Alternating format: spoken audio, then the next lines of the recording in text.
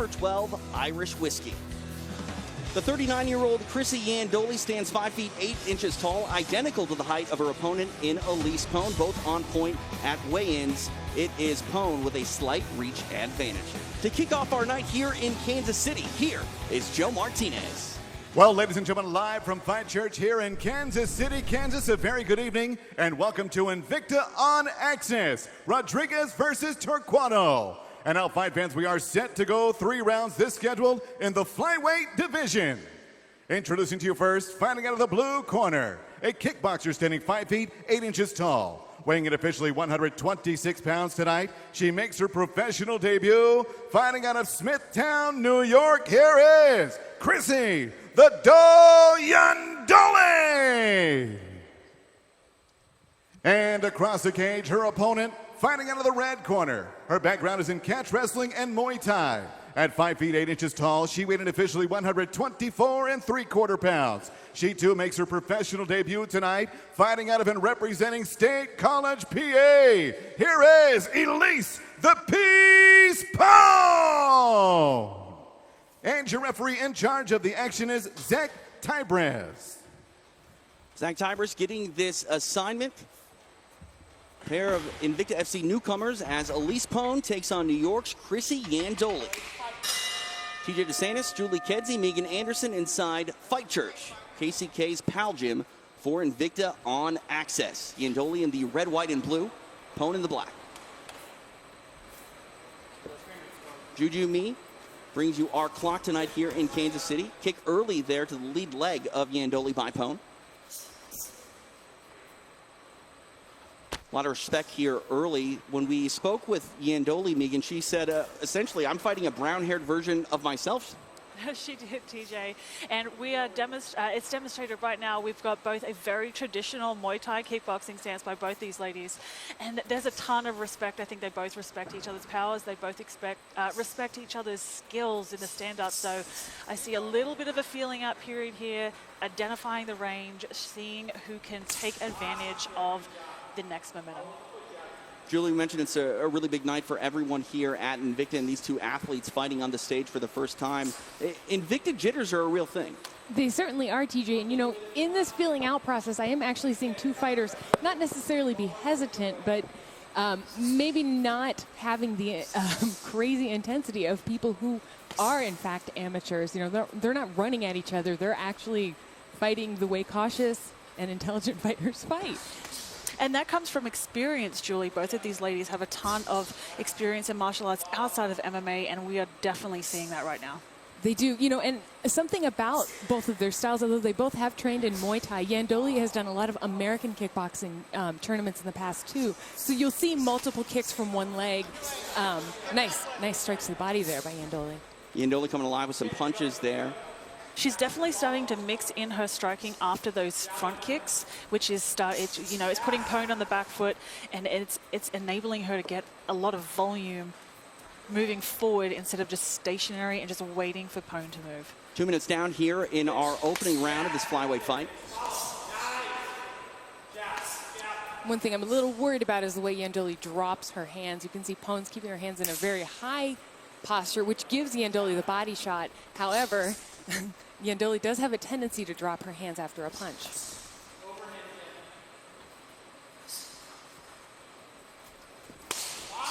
Hard kick lands to that lead leg of Yandoli by Pone. Halfway point here of round number 1.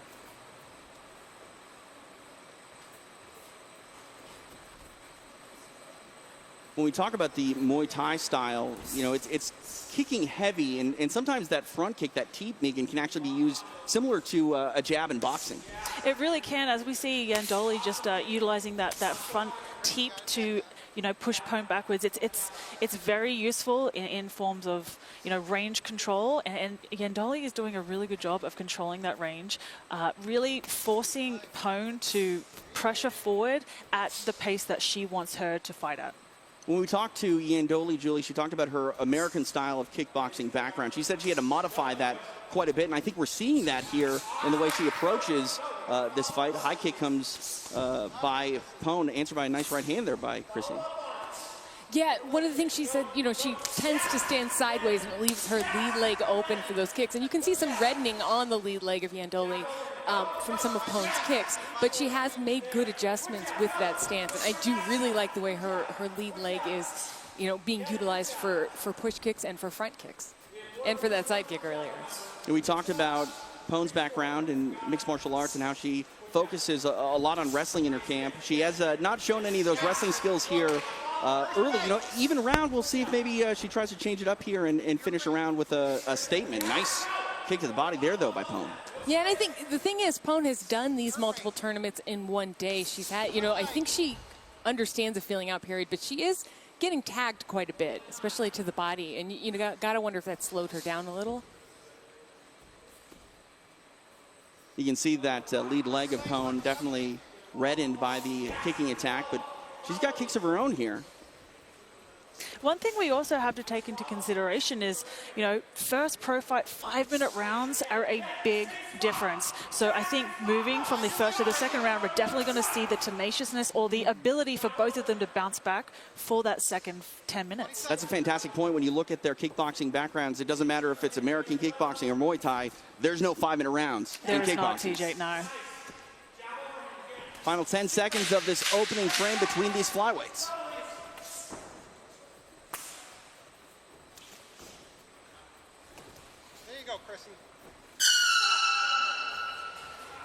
Round one in the books between these flyweights, Chrissy Yandoli and Elise Pone. Going to go back to their corners after getting some information in that round, Megan. We'll see how the judges score it because this is open scoring here in Kansas. It's always interesting to see if the athletes want to take that information and modify and adapt their game plan throughout the fight. It really is. And when we spoke to both these ladies, they were open to wanting to know what the score was going between rounds. But I think watching both of them for the first 5 minutes, I really want to see Pone bring out a little bit more volume going into this next round. I think Yandoli just took it a little bit with the volume, but we're about to see with the scores. Open scoring, relatively new in mixed martial arts. Julie, had it been available for you when you were fighting, would you want to know the score? No, but I'm a head case, TJ. I would have wanted my coaches to lie to me and tell me I'm losing the entire time. And we've seen that before as well. We've seen you know, athletes be told by their coaches, look, don't get comfortable, and sometimes even say, like, I don't know where the judges are. And I'm 100% for open scoring. I think it's a wonderful system. Round two underway. Elise Pone, Chrissy Yandoli. Our first fight of the night here at Invicta on Access. Our clock powered by Juju Me. And one of the things we saw at the end of the first round was Pone really come into her own on that right leg kick. She's been working it and working it. Trying to get a reaction from Yandoli. I don't like it thrown unassisted. I think there should be something in front of it. That was a nice teep, though. It's a scary thing to throw a leg kick because it leaves you open for punches. You really want to draw somebody's attention up high before you do that. Nicely done. Now inside the clinch. We have yet to see this in this fight. We'll see the Thai style if they get back to that position again. I think one thing too, Julie, is that leg kick is so important later on in the fight. Like the damage that builds up over time can be so important to the outcome of the fight because, you know, if that leg gets compromised, not a lot of pressure can be put on that, which is going to take away a lot of the power of their opponent. Absolutely. We've really seen the leg attack change over the last couple years in mixed martial arts with the low calf kick. You can't really take kicks for granted at all. It can change your night in a hurry. It certainly can. And, you know, we can see Yandoli certainly has landed a couple leg kicks herself. There's welts on Pone's legs, but I think that Yandoli's taken most of the damage when it comes to leg kicks this fight so far. 90 seconds down here in round number two. I would love to see both these ladies setting up these big shots. There's not a lot of feinting. There's not a lot of angle movements. I want to see feints. I want to see the jab to set up those low kicks, which I think if one of them can get the other baiting on those feints and on those jabs, it's going to be able to set up a lot more power. Beautiful, nice beautiful punching strikes by Pone here. Pone biting down on the mouthpiece and going to work with punches. Yandoli covering up. The referee taking a look, letting her fight through it, but Pone is put the pedal to the metal and is relentless here. Yandoli.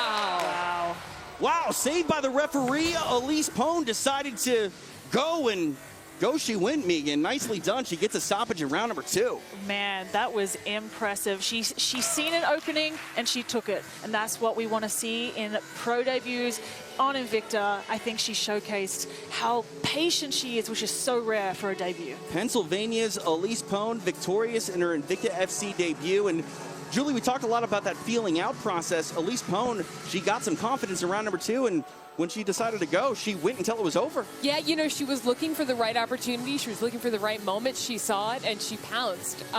That was really beautifully done. I'd like to know the strike that kind of got Yandoli in the position where she could not kick, or she could not, you know, she was trying to teep off the fence, but she could not continue.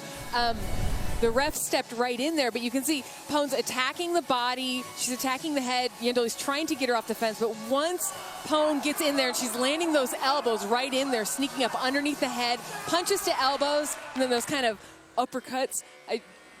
Lovely, lovely job, and really good read of a situation. Chrissy Yandoli forced to cover up, and the referee forced to intervene. As I mentioned, it was just really pedal to the metal by Elise Pone.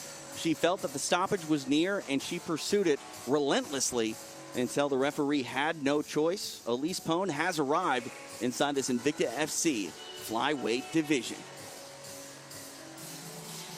Speaking of flyweights, the title hangs in the balance later tonight in our main event when Karina Rodriguez takes on Diana Torquato. Can't wait for that one to go live on Access TV.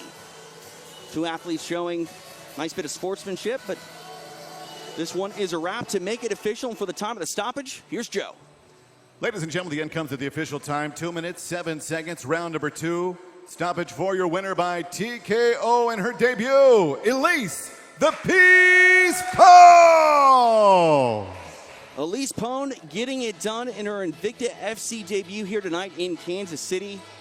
What can you say other than volume? That was the story of the ending and the finish. It really was. You know, if I could change her nickname, it would be Elise